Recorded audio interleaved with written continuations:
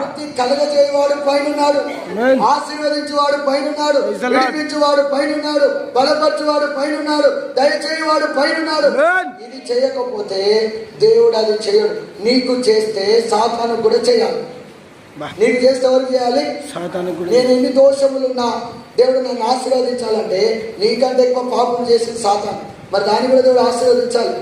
అందుకని అది ఫిర్యాదు చేస్తుంది. నువ్వు వీడిని ఆశీర్వదిస్తే నన్ను ఆశీర్వదించు, నువ్వు వీడిని కాపాడితే నన్ను కాపాడు, నువ్వు వీడిని పరలోక రాజ్యాన్ని తీసుకుపోతే నన్ను తీసుకుపో. అందుకని ఆయన ఏం చేస్తాడు?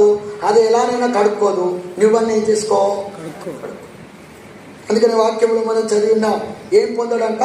బుద్ధిహీనుడై ఏం పొందాడు? బుద్ధిహీనుడై వృద్ధికి. ఎందుకు బుద్ధిహీనుడు? ఇంత మంచిగా వాక్యం చెప్పిన తర్వాత కూడా, ఇంత మంచిగా దేవుడు మనల్ని బలపరిచిన తర్వాత కూడా ఇక ఎవరు బుద్ధిమంతులో ఎవరు బుద్ధిహీనులో 2025 సంవత్సరం తేటగా బయలుపరుస్తుంది. అందరి తలలో వచ్చి మన జీవితాన్ని పరిశీలించుకుందాం. హల్లెలూయా, హల్లెలూయా.